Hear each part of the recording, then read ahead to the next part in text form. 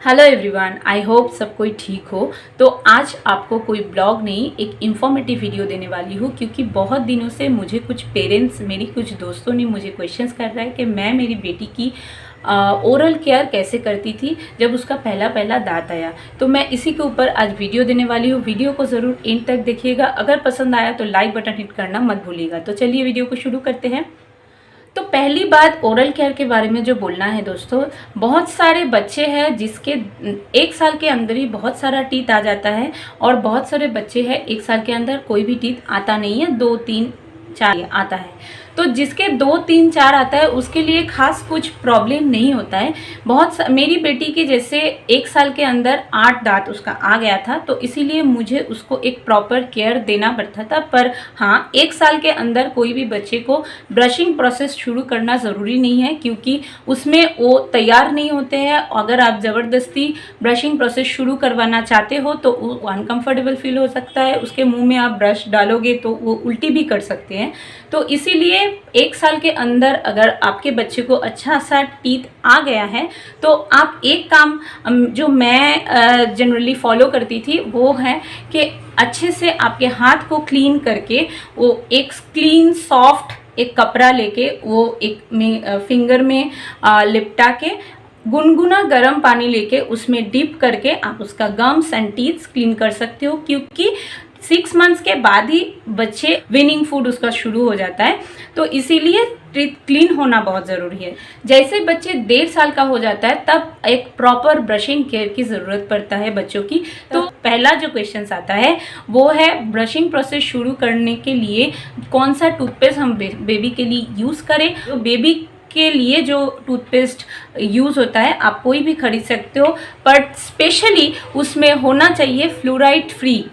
जैसे मैं मिमी का एक आप देख सकते हो, मिमी का एक टूथपेस्ट मैं यूज़ करती हूँ और इसमें खास करके लिखा रहता है फ्लोराइड फ्री टूथपेस्ट।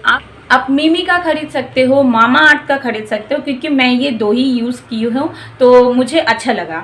तो जो भी ब्रांड का आप खरीदो उसमें फ्लोराइड फ्री होना ज़रूरी है, क्योंकि बच्चे 1.5 साल होने के टाइम पे जब हम ब्रशिंग प्रोसेस उसके लिए शुरू करते हैं वो बिल्कुल उसके लिए नया होता है। तो इसीलिए वो जब भी आप ब्रश कराते हो तो वो बाहर निकलता है, मैक्सिमम वो अंदर ले लेते हैं।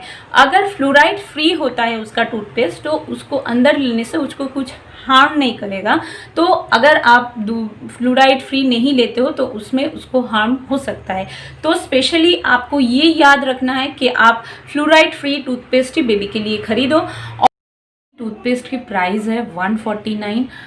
ये आपको ऑनलाइन में या फिर कोई बेबी शॉप में आपको आराम से मिल जाएगा। तो नेक्स्ट आते हैं ब्रश में, जो बच्चे के लिए स्टार्टिंग में जैसे कि उसका ग्रिपिंग प्रोसेस उतना अच्छा नहीं होता है, तो इसीलिए जो भी आप खरीदो उसका हैंडल थोड़ा थिक होना चाहिए, ऐसे थिक होना चाहिए, और ब्रश जो है पूरा सॉफ्ट होना चाहिए। ये मेरी बेटी जब 1.5 साल की हुई थी तब मैं पहला ब्रश था ये मैं खरीदी थी। ये कोलगेट ब्रांड का है, तो आप कोई भी ब्रांड का खरीद सकते हो। मिमी का मिल जाता है, कीको का मिल जाता है, तो आप कोई भी ब्रांड का इस्तेमाल कर सकते हो। जैसे जैसे उसका एज बढ़ता जाता है तो वैसे वैसे उसका एक बड़ा हैंडल जैसा खरीदना पड़ता है, और ब्रश बिल्कुल सॉफ्ट होना चाहिए, क्योंकि उसका जैसे आप जब आप क्लीन कराओगे उसका गम पे पेन होना नहीं चाहिए। अगर आपका ब्रश सॉफ्ट ना हो तो उससे उसको पेन हो सकता है।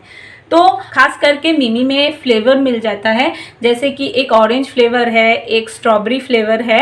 तो आप आपके बच्चे के हिसाब से आप फ्लेवर भी आपके पास चॉइस होता है कि कौन सा फ्लेवर आप खरीदो। दिन में 2 बार जब वो नींद से उठ रहा है सुबह में तब एक फ्रेशनेस का ज़रूरत होता है, इसीलिए ब्रशिंग करना ज़रूरी है, और रात के सोने से पहले एक बार ब्रशिंग करना बहुत ज़रूरी है।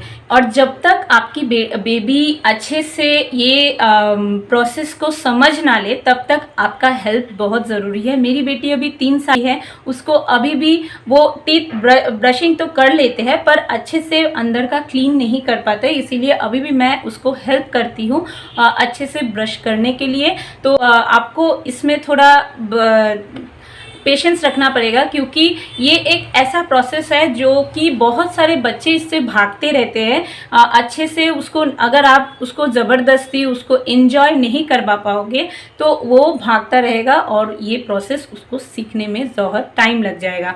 तो अच्छा है कि आप इसको उसको एंजॉय करने में हेल्प करो और एक ऐसा माहौल क्रिएट करो कि वो अच्छे से खुद से करने का इच्छा रखे और वो खुद से कर पाए। तो आई होप ये दिन दिन आपके बच्चे भी अच्छे से सीख पाएगी। और तो आई होप ये वीडियो आपको अच्छा लगा हो और हेल्पफुल लगा हो। इस वीडियो के ओरिएंटेड कोई भी क्वेश्चन हो आप मुझे कमेंट सेक्शन में बता सकते हो। तो आज मैं यहीं पे वीडियो एंड करती हूँ। मिलते हैं नेक्स्ट कोई वीडियो और नेक्स्ट ब्लॉग के साथ। तब तक के लिए बाय बाय।